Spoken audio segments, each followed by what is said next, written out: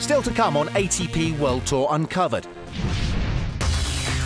Queenslander John Millman on his stop-start career. And do it yourself. Pat Cash pieces together the perfect volley.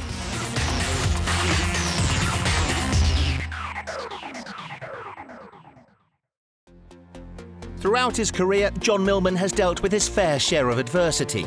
Sidelined with injuries throughout parts of 2011, 2013 and 2014, Millman had to work his way back on the Futures and Challenger tours. After breaking into the top 100 in 2015, things are looking up for this tough Aussie.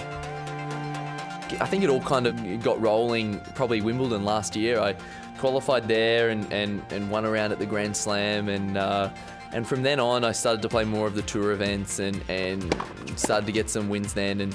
And it's a confidence thing, I really feel. And now I think it's starting to come to me at that ATP level, tour level, where you get wins and you get more comfortable competing against, you know, some of the best guys in the world. John's a real workman out there. He gives you 100%, and if anybody goes out and they underestimate him, all of a sudden he can give them a heck of a lot of trouble. I fight for every point. I'd like to think that I never give up. I'm a baseliner, and I feel as if I try to bring high energy and a big engine to the court. Well, he's been playing so good the last 6 months, and he's improved so much, which is good to see another Australian doing so well. It's all about the way he conducts himself and the way he has a crack. And that's a bit of a throwback. What he lacks up in so many parts of his game, he makes up for in determination, hard work, having a good attitude.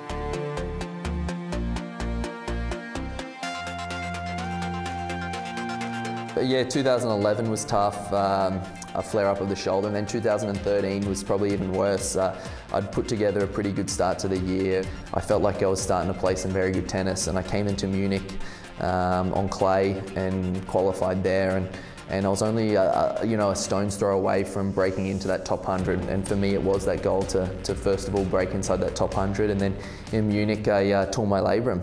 That was shattering for me. I was out for over 12 months, and I had surgery, and yeah, it was super tough. It was one of those things where I didn't know if my shoulder was going to get back to 100% and whether I could perform at that level that I was just before the injury. I kind of thought that I was done. I had a great medical team, and they told me that I could potentially come back.